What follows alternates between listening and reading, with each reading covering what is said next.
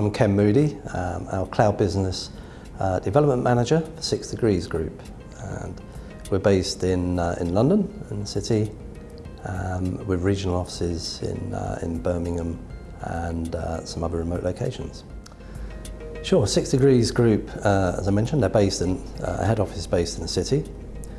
We are about 500 strong, and I think today we're about 100 million turnover. So we've grown significantly over the last 5 years. We're quite proud to have our owned assets. So we have 3 data centres, the one in London, the one in Studley in the West Midlands, and a new one that's just opened in Birmingham Central. So we're able to provide a little bit of a platform as a service around those data centres, but it gives us the ability to provide true resiliency and move the data and workloads across those data centres. Yes, our converged services, there's what we term as 3 pillars. We provide connectivity, from internet connectivity to private circuits. We provide hosted and virtual voice services, and we provide cloud and resource and data services. Well, apart from our own platforms, of which we reside in 3 of our own data centres, so we provide a set of cloud reserved resources on those platforms, and we also utilise Amazon's AWS and Microsoft Azure and VMware Air cloud services. Our customers get the benefit that we provide more of a solution consultative approach. Rather than put the onus on to customers making that decision, we'll make that decision or help make that decision for them. And we can decide whether we need to put individual workloads into any of those 3 platforms, such as Microsoft, AWS or VMware. And we can intermix those with our platform. So we can therefore provide a hybrid type solution. Public awareness, the perception that it could be less expensive, and indeed it is for some areas.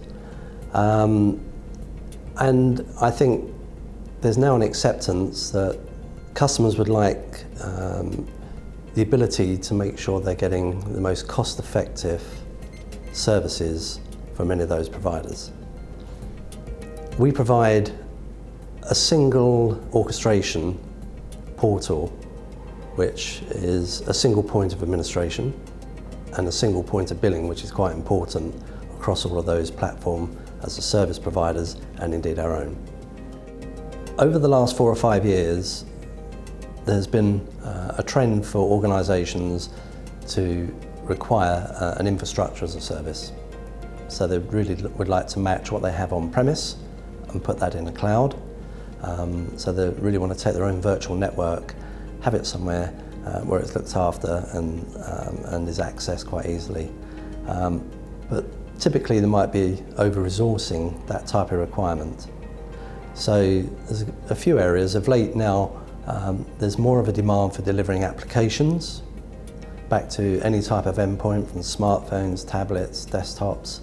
A lot of clients now have their workforces mobile, so the mobile access is in demand. But there's also a huge demand again now for business continuity. And by that we talk about data backup and recovery and proper disaster recovery.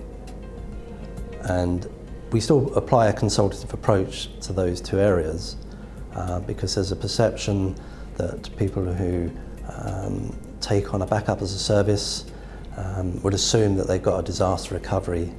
And although they get full data recovery, it tends to be that if they want to utilise that as a disaster recovery scenario, there's no SLAs. It will be pretty much by best endeavour whether those recovery can be applied to services to bring their organisation back to readiness.